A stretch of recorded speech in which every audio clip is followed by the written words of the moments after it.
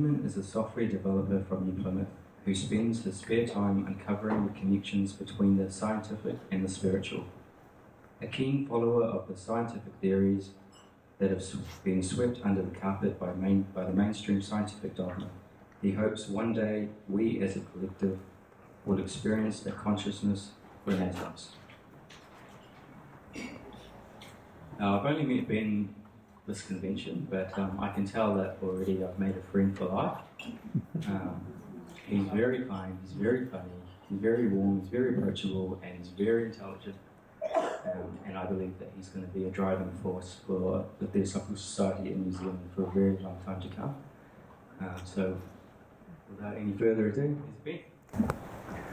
I am also mortal. Throw that in there. Yes, so today we have a very mysterious sounding topic, Unmasking the Void. And we've been talking about the void pretty much throughout the convention in different ways, with different language. We learned about the void last night in that wonderful documentary, Infinite Potential. Is that what it's called? And they describe the void as the quantum realm, or the mechanisms that exist in that space. So, shall we unmask it? We're really looking at this fundamental separation and the unity that the separation produces. Sounds a bit paradoxical. So what separation am I talking about? Well, I'm talking about the separation between that void itself, the potential in its infinite state, and everything else, i.e. our universe. In Kabbalah, the void is known as infinite potential, and it sits atop the tree of life as the source sphere where all energies flow outwards. It is seen in Kabbalah as the breath before the word. The void, in terms of materialistic classification, can be conceptualized, as I said, as the principles which direct the movement and behavior within the quantum realm.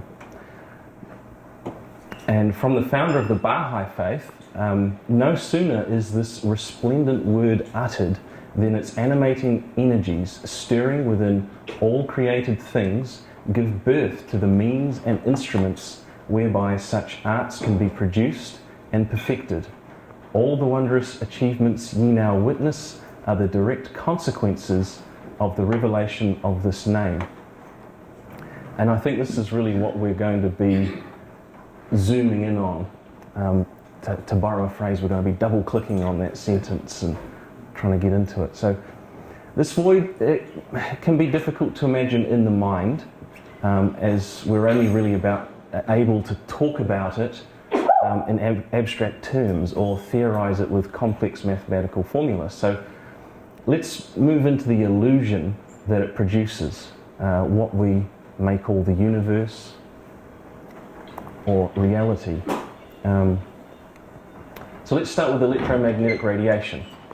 As a definition, it refers to the waves of the electromagnetic field propagating through space, carrying electromagnetic radiant energy. We can imagine this radiation on a spectrum. On the left over there we have the AM radio frequencies. You remember listening to the wireless? I don't. And then on the other end of the spectrum here we have the gamma radiation. And that little sliver in the middle between ultraviolet and infrared, that's all the colours that we see with our eyes. And they've blown it up there so we can see the whole rainbow. So interestingly, a change in the wavelength or a change in the frequency of the wave produces its own colour. Each point on that wave has its own distinct characteristic, its own distinct mood, its own flavour of source of the universe. And there is no known limit to the spectrum. You know, we've sort of identified this much of it and we make use of it in our technologies, but it continues infinitely in each direction. The waves getting broader and broader beyond AM and them getting tighter together and more energy dense beyond the gamma. So there's the void, there's the electromagnetic radiation, and then there's a whole bunch of other stuff. So what is the stuff that we encounter? It doesn't at all look like a wave anymore, but this stuff is called matter, and strictly speaking it is any substance that has mass and takes up space by having volume. There's another technical definition there.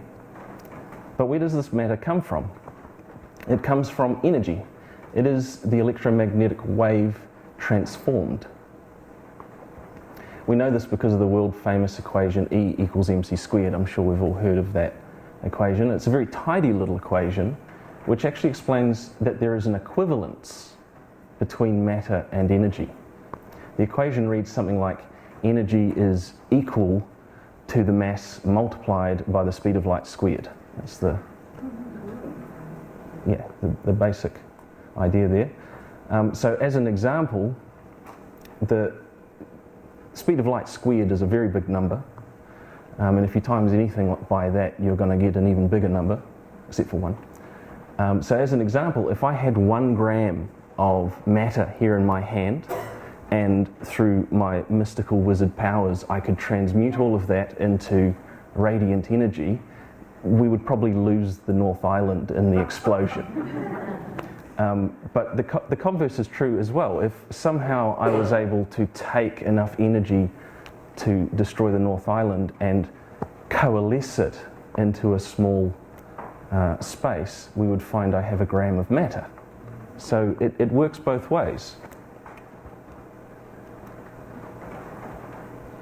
And of course, the enormous amounts of energy involved in making matter is why we don't see matter spontaneously appearing around us. But we do, on Earth, we do create small amounts of matter in the Hadron Collider at CERN. But where does all the matter that's already here, where does that come from? How did it get here? Well, we believe that it comes out of stars. In the heart of a star, excuse me. In the heart of the star we have is it a fission or a fusion? I always get those two. Fusion. Fusion, of course, it's fusing things. We have a fusion reactor, and it's producing, through massive amounts of energy and pressure, it's producing small amounts of matter. And this matter, it can take quite an interesting journey. It can take thousands of years for this matter to get from the core of the sun to the surface of the sun. And once it reaches the surface of the sun, it's suddenly ripped free and it streams forward into the universe in this beautiful energetic wave. We call these the solar winds.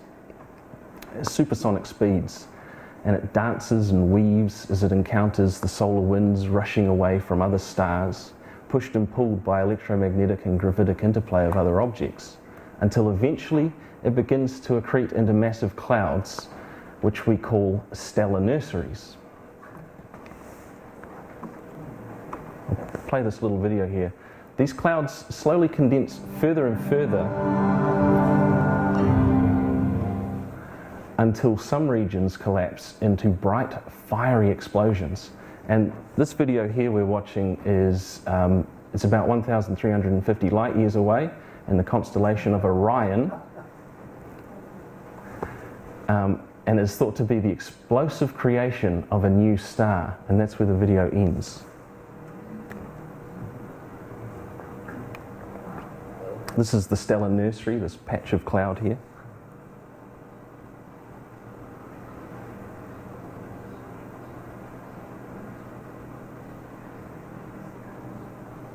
And this is a recently captured photograph of what they believe to be this cloud of dust, this energetic and particulate matter condensing to the point that it causes an eruption, an explosion, and that explosion is the birth of a new star, which I think is just great. Oh, you know, because we all live around one. And as the gravity of this new star starts to pull on the debris and the dust from that explosion, which erupted from its birth, this matter begins to orbit and swirl, and again it condenses, this time forming into planets and moons. Quite often we find that some of these planets are in what we call the Goldilocks zone. We all know Goldilocks and the Three Bears. too hot, too cold, and just right.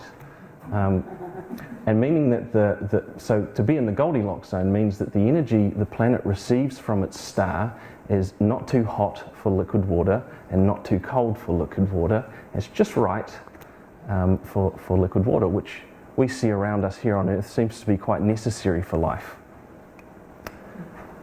And it's believed that within our own galaxy there are hundreds of billions of planets orbiting stars in this habitable zone. That's a huge number of potentially Earth-like planets. Now this is actually the first ever image recorded of a pair of planets orbiting a Sun-like star. I think this is also fairly recent. And of course that's where we find ourselves. Here on one of these great masses of rock and water inside what we call the habitable or Goldilocks zone around a Sun-like star, our Sun. And we are one of Mother Earth's many children, a member of a very diverse family of species. And how did we get here? Well, humanity still has not reached a consensus.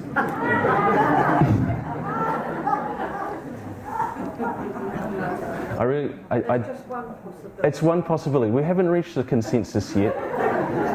Everyone has their own theory, but I really think that whoever did this painting here captured the terror on the chimp's face just perfectly. It's experienced some things, doesn't want to talk about them right now. But we can all agree that there must have been some process involved. Aside from some individuals, it's probably not a spontaneous event that arose and suddenly we have humans. And that's really what I want to focus on, is that there was a progression, there was an evolution, if that term doesn't deter you. So then emerging from this harmonious ecosystem, all these wonderful animals and plants and minerals, there is this group standing defiantly and loudly proclaiming themselves to be top of the food chain. And of course that's us, you know. Who else would say something so ridiculous? And we're just doing our thing, you know. We get up to a bit of fun. Sometimes we cause a bit of mayhem. We've had our share of victories. We've also committed our share of atrocities. As individuals, each of us contain unlimited potential. And as a society, there is nothing that we cannot accomplish. And that's from the Bible. You might know the story of the Tower of Babel. God became fearful because mankind had joined together and they were going to accomplish something that he didn't want them to. And I think that's very interesting. It speaks to the power of mankind, that we made God afraid. We have honed the discipline of reason, and we call it science. We have devised numerous manufacturing processes, and we call it progress. And we're able to control vast passages of land, forcing it to yield far more food than it can sustain, and we call it business. We harvest massive amounts of minerals from beneath the Earth's surface and reform it into amazing technologies for convenience and for profit. But we've also demonstrated time and time again that our potential for love and compassion is limitless. And I'm sure you recognize some of these faces here. I don't need to go into it, I'm sure. And also, our desire for power can overcome us too. And bonus points to anyone who can see the hidden face. But isn't it amazing when we really stop to consider just how many experiences there are to be had here as humans at this time? We've learned so much, and yet we have so much to learn. Where we are now seems so far away from the stellar nursery and the intense heat and pressure which bore the physical matter that we are now made of, eating, wearing, breathing and walking about on. So, yeah, I think that that's something worth appreciating in our day-to-day life. I really like this animation. There are a number of other theories and plausible explanations for how the heavens are arranged as well. Some say that NASA has filled my head with lies and that the universe is actually a melting ice cream cone. And that's fine. You can think that. Who am I to disagree?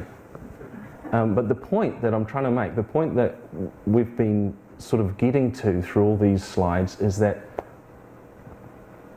there is an order, there is a hierarchy, there is a flow of information from system to system, from the incredibly macro, the scale of the universe, down to the micro, and in both directions, yeah. The universe is worked and guided from within outwards. For this work to take place, there must be that flow of information. And that's what we're going to get into now. How does that information flow? Information in itself can be quite an abstract term.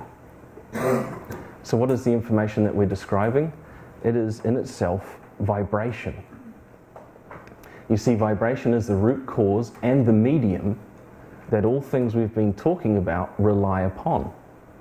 It is found at every layer of every concept we can consider. And just to be clear, we're not focusing on vibration in a narrow sense, we're talking about vibration as another abstract idea, a concept. Through the many scales and forms that vibration takes, a certain order emerges, a hierarchy as we're speaking about.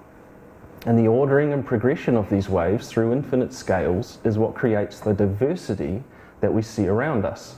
The difference between meat and metal, wood and wine, is the direct result of the vibrations that preceded it. The world that we see may be called illusory because we perceive these objects as separate. Like in this Rube Goldberg machine, we see the dominoes and the plunger and the mouse and the balloon all as being discrete and independent. However, with an appreciation of the wave and an understanding of its principles, the simple truth of the physical world becomes clear for what it is.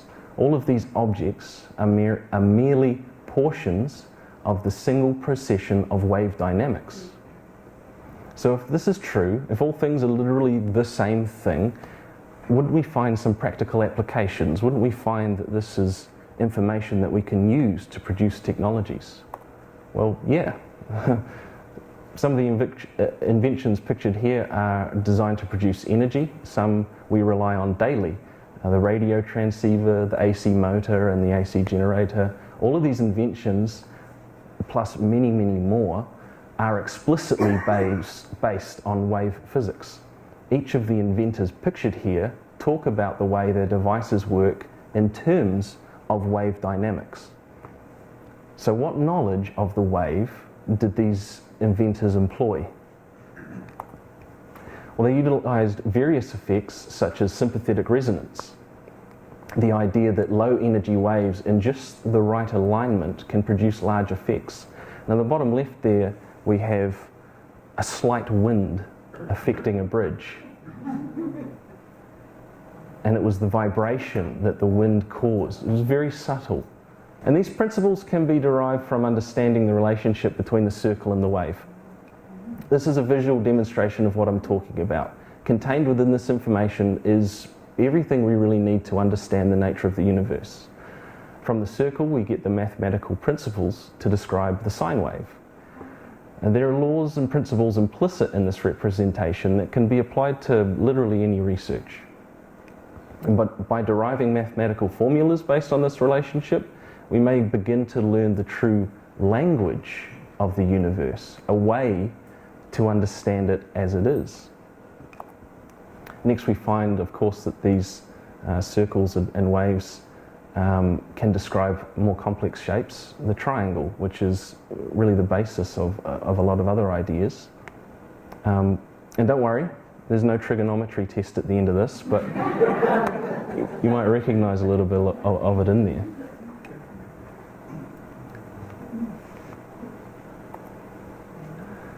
And when we understand a system as being wave-like or based on these wave dynamics, in nature we tend to find that there are these simple trinary equations explaining the relationships between the components of that system. And these equations also echo the Trinity, the Kabbalah, and that three elements distinct from each other but in a precise relationship with each other produce an unexpected result. And I just found this one last night. This is E equals mc squared. It also fits into this triangular sort of shape. And of course, you know, the HPB said in the secret doctrine, the appearance and disappearance of the universe are pictured as an outbreathing and inbreathing of the great breath, which is eternal and which, being motion, is one of the three aspects of the absolute, abstract space and duration being the other two. And this is, again, how we think about waves. I've added the labels down here. Time and duration, amplitude and abstract space, and of course the little ball is the motion that HPB describes. And you can see the breath, the sine wave that it produces. All geometry can be traced back to the circle and the triangle, and therefore the wave. The physical world which we witness at the macroscopic scale is inexorably linked to the fundamental principles of the sine wave in every way. We can find all of the Platonic solids when we pack circles into their most naturally stable form. And it's a hexagonal pattern, which we're seeing on the left there. And that also highlights another fundamental principle we find everywhere. It's known as the path of least resistance, or the principle of least effort. So it stands to reason, then, if anything that I've said makes any sense at all, that we should see evidence of this wave in nature. Well, the wave we're looking at now is known as the Terminator Line, and it is the line between day and night which is created by the movement of two spheres in particular, our planet and our sun.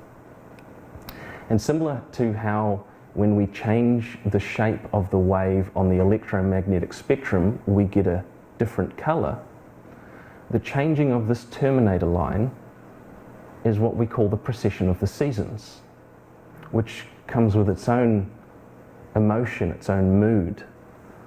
And this is the wave that we see. And of course, this is playing at its natural speed. That's why it feels like convention's already over.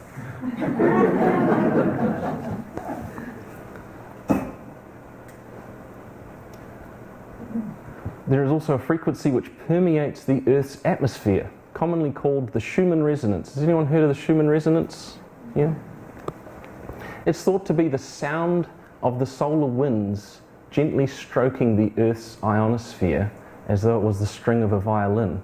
Remember we talked about at the heart of the star matter is produced and it whips out in the solar wind. Well, it plays our planet like an instrument. And the Schumann resonance is the frequency that is created. And quite recently it was discovered that if the sound waves of this resonance travel through the air at the right height and speed, they can become in tune with the atmosphere, creating a type of resonance that we might see inside the ringing of a bell. And that's what we have pictured down the bottom. You have areas of high and low pressure that are almost static. They're known as standing waves. That's a very interesting effect. And there are other frequencies too which rumble deep beneath the Earth's surface and flow through her oceans. Our planet spins on its axis, giving us the Terminator Line, the day-night cycle. It also orbits the central point in a complex arrangement of attractive bodies we call the solar system.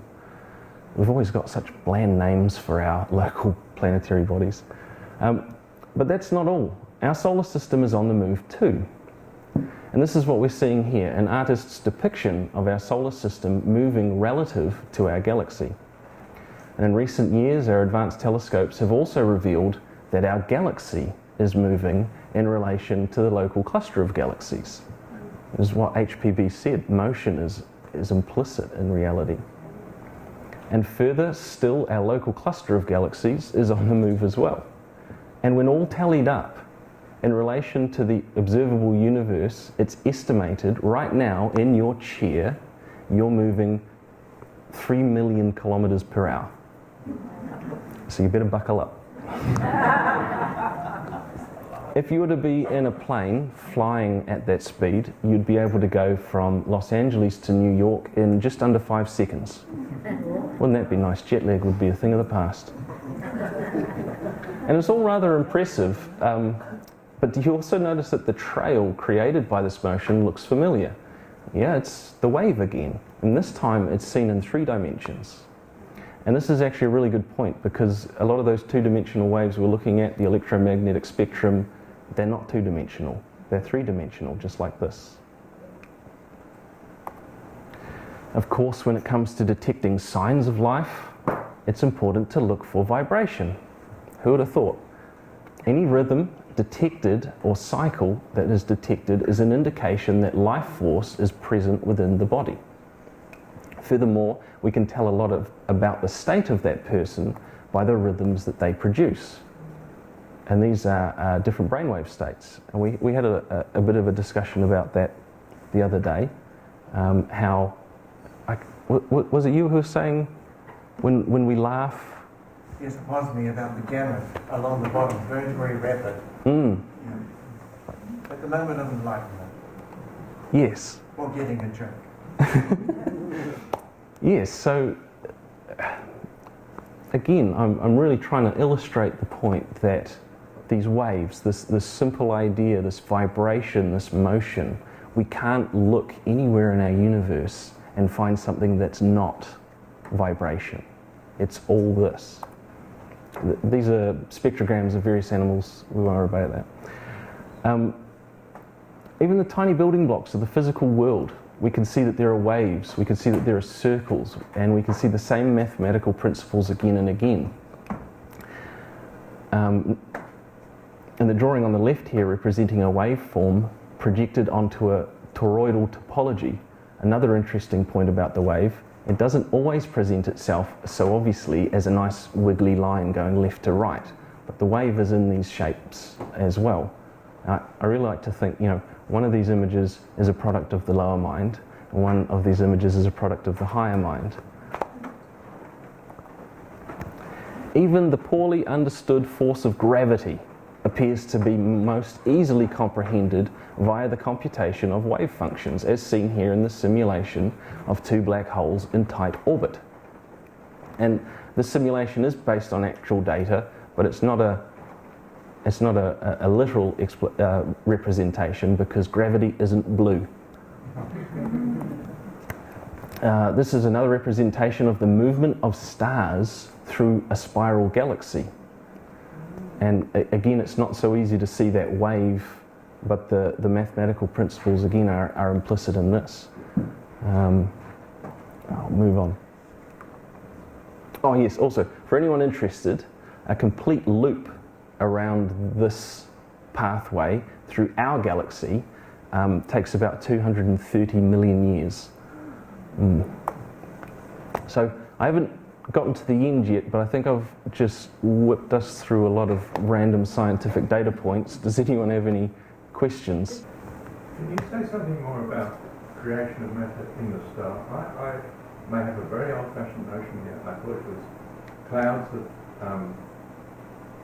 gases condensing, becoming more and more dense, more and more pressure and so on. Now, it's not what you were saying. You were saying that in the middle of the star, the matter is produced from waves, direct. From the energy, the heat and the pressure, energy being the wave, the electromagnetic radiation, and it's a principle that's quite difficult to understand, at least for me. I don't have any letters after my name or anything, so I don't know if I can really speak to that quite yet. But I got the understanding from E equals MC squared and from the various YouTube videos I watched about the is it nucleation? I can't remember the name of the process now. It's another word. That's all. It's a different word. Fusion. Fusion, that's the one. Yes. So I think what you're saying is correct. The particles created within a star eventually become the stellar nursery. These solar winds form into large patches from the explosion of other stars and various other events in space, and then those condense again into more stars. So it's a very beautiful Fractal, I said. yeah, fractal. It's an ever-repeating pattern, and yeah, it's kind of like us. We have children, they have children. You know, it's that same. So the matter is regenerating in different forms constantly. Yes, it's turning into energy, and it's turning into matter, and it's being recycled through both of these processes. And in that cycle, all of the universe happens. And I think that's the beautiful, the beautiful element to it there.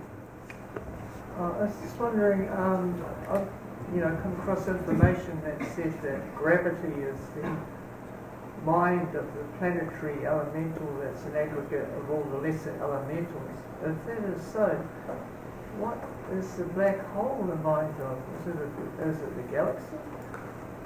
Yeah, that's a good question.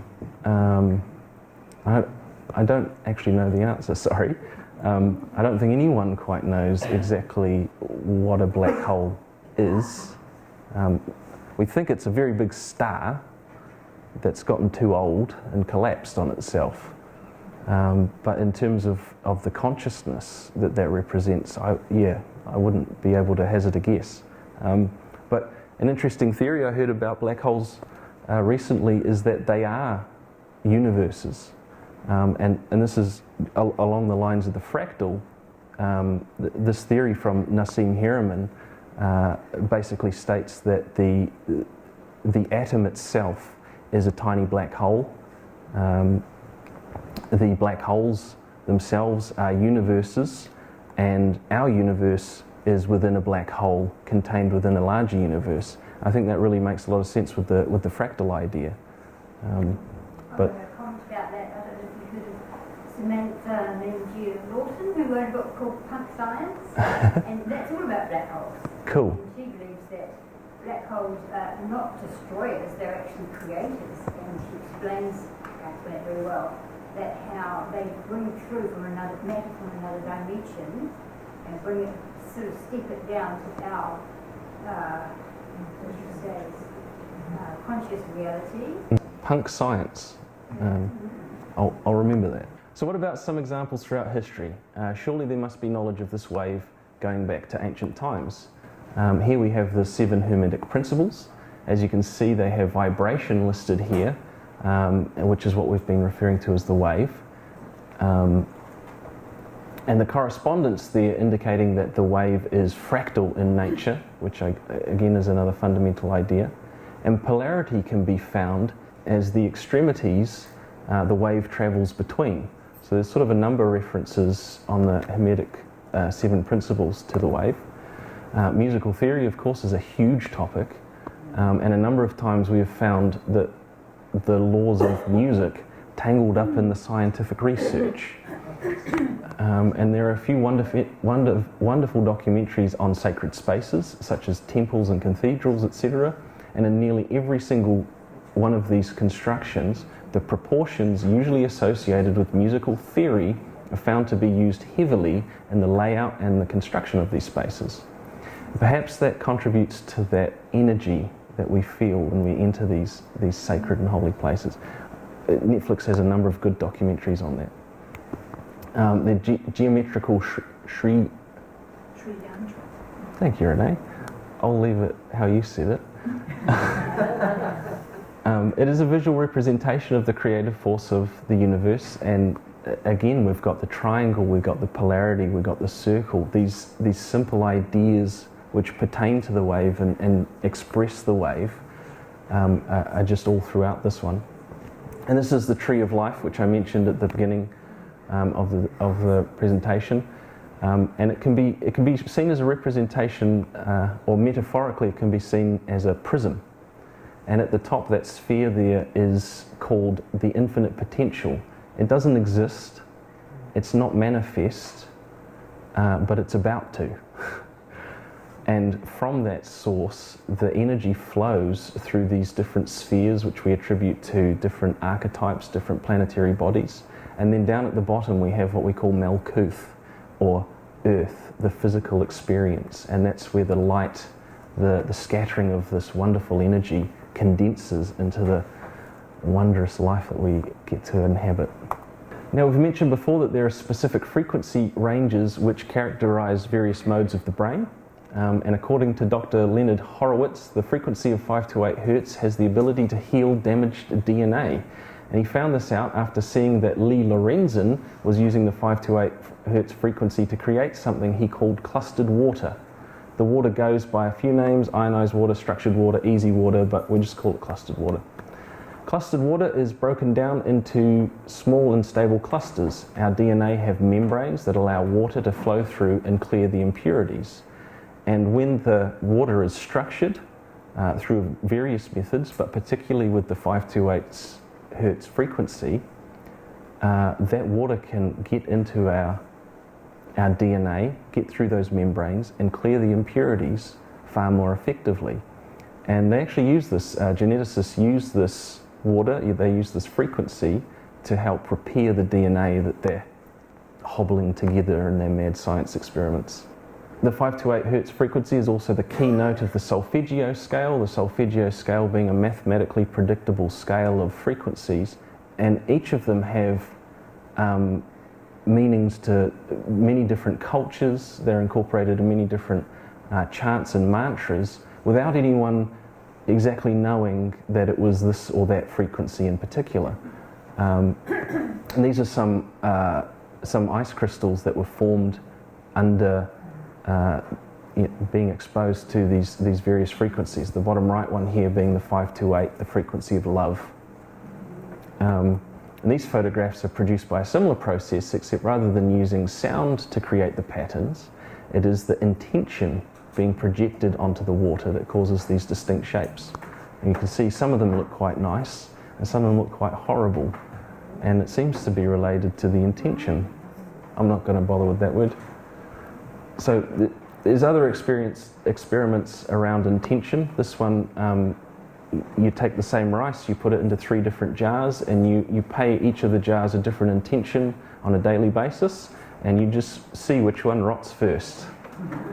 I encourage everyone to try that. This guy here is talking about something we call the wood wide web, which is absolutely amazing. The mushroom mycelia between the roots of all plants, all trees, connects them, and they communicate through this network. There is a huge amount of current and voltage flowing under your feet when you walk on the grass, when you walk through the forest.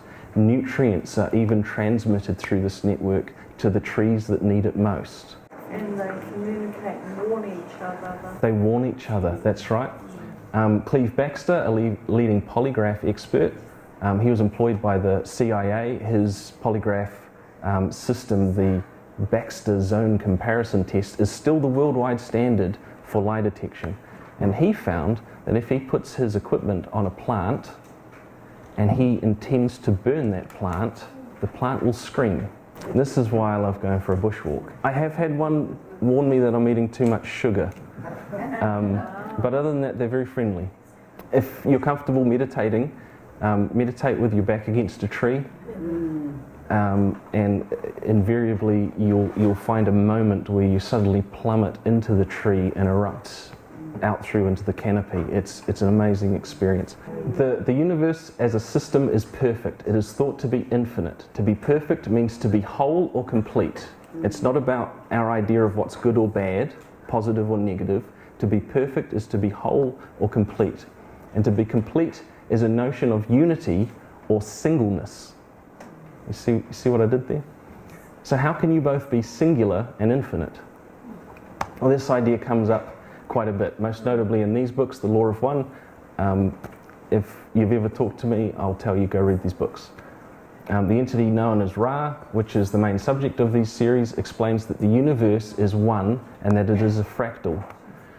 Consider, if you, this is an excerpt from it, consider, if you will, that the universe is infinite. This is yet to be proven or disproven, but we can assure you that there is no end to yourselves, your understanding, what you would call your journey of seeking or your perceptions of the creation. That which is infinite cannot be many, for manyness is a finite concept. To have infinity, you must identify or define that infinity as unity. Otherwise, the term does not have any referent or meaning. In an infinite creator, there is only unity. You have seen simple examples of unity. You have seen the prism, which shows all colours stemming from the sunlight. This is a very simple example of unity. In truth, there is no right or wrong. There is no polarity, for all will be, as you would say, reconciled at some point in your dance through the mind-body-spirit complex, which you amuse yourselves with by distorting in various ways at this time. This distortion is not in any case necessary. It is chosen by each of you as an alternative to understanding the complete unity of thought which binds all things. You are not speaking of similar or somewhat like entities or things. You are everything, every being, every emotion, every event, every situation. You are unity, you are infinity, you are love light, light love. You are. And this is the law of one.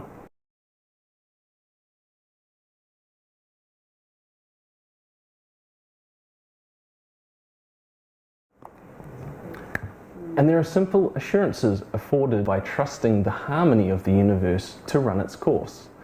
It seems to be the theme in many popular ideologies. There is a lot of talk about right action, becoming a fulfilled human, being complete, knowing yourself, unlocking your ego, freeing your mind, reaching nirvana. And I believe that we must allow ourselves to see the truth that creation is unified and perfect exactly as it is, before we can move on to the harmony that we seek. If we try to act right and feel complete while remaining ignorant of the nature of our universe and our place within it, then how can we expect to achieve our goal? And there is a distinction between comprehension and faith. We all know that in one way or another. There are these ideas with which we simply trust to be true.